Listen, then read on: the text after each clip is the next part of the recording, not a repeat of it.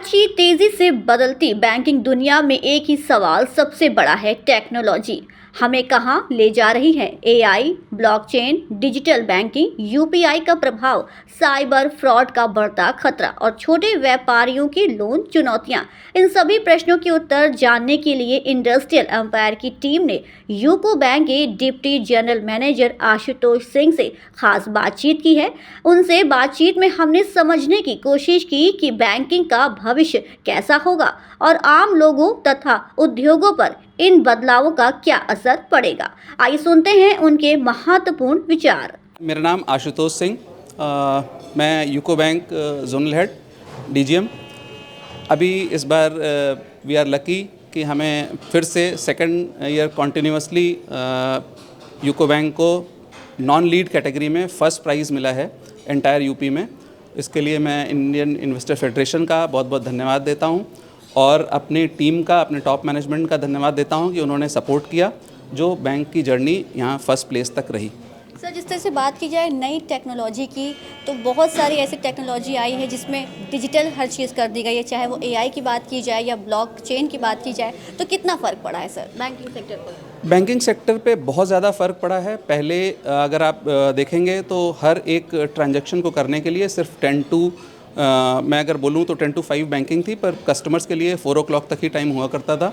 अभी अगर आप देखें तो यूपीआई आने के बाद या एम बैंकिंग आने के बाद, ई बैंकिंग के बाद में आपको राउंड द ईयर 24/7 आप बैंकिंग कर सकते हैं। आप इवन लोन के लिए भी हमारी डिजिटल प्लेटफॉर्म से लेंडिंग भी स्टार्ट हो गई है। डिजिटल लेंडिंग प्लेटफॉर्म्स आ गए हैं जिससे आप 24/7 आपको जब टाइम मिलता है उस समय आप अपना अप्लाई करिए और विद इन नो टाइम आपके अकाउंट में पैसे आ जाते हैं। लोन की बात की है सर, छोटे व्यापारियों की अगर बात की जाए तो अभी भी उनको बहुत सारी दिक्कतें आती हैं, चुनौतियों का सामना करना पड़ता है।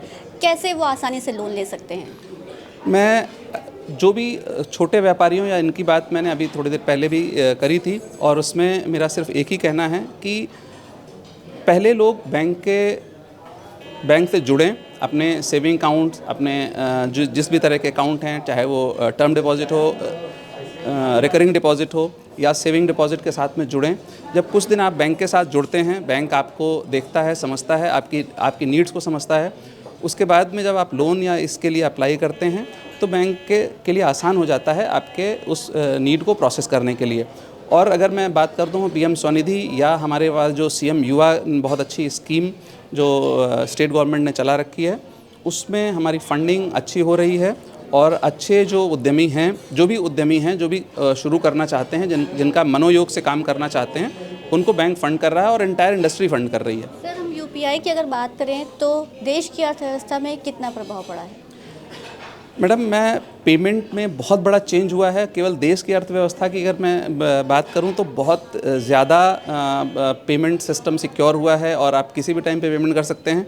और यूपीआई के लिए स्पेशली अगर मैं बोलता हूं तो केवल देश ही नहीं, पूरे विश्व में यूपीआई ने छाप छोड़ी है और हम लोग, मुझे लगता है, हाईएस्ट डिजिटल ट्रांजैक्शन करने वाले कंट्री हैं।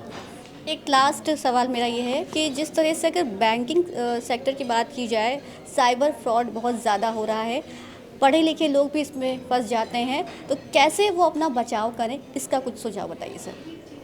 मैडम, इसके लिए सिर्फ एक ही चीज़ है, हम हर लेवल पे जो भी लोग, क्योंकि जो बहुत पढ़े लिखे लोग भी इसमें फंस जाते हैं, तो इसके लिए लिटरेसी इम्पॉर्टेंट नहीं है, फाइनेंशियल लिटरेसी इम्पॉर्टेंट है और उससे भी ज़्यादा इम्पॉर्टेंट है जागरूकता। हमें अपने साथ में जितने भी लोग किसी भी लेवल पे काम कर रहे हों, सबको जागरूक रखना है, सबसे बात करनी है और इसमें जितने भी बैंक या हमारी जो पुलिस साइबर फ्रॉड की टीम है, वो जितना भी काम करती जा रही है, उससे ऊपर फिर से एक नया ये चीज़ आ जाती है।